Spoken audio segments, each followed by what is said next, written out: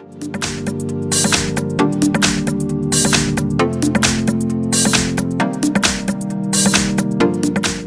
I have ASUS ZenFone 5Z, and let me show you how to change a wallpaper on the following device.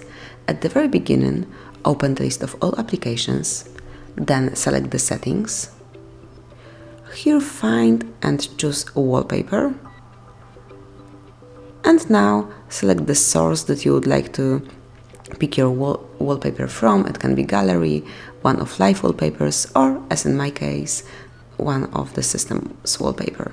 Then you can also decide if you would like this picture to cover just your lock screen or just your home screen, or maybe just both. Then tap on apply to confirm your decision. Since now your brand new wallpaper is covering the screen and the lock screen. That's it. Thanks for watching. Please subscribe our channel and leave the thumbs up.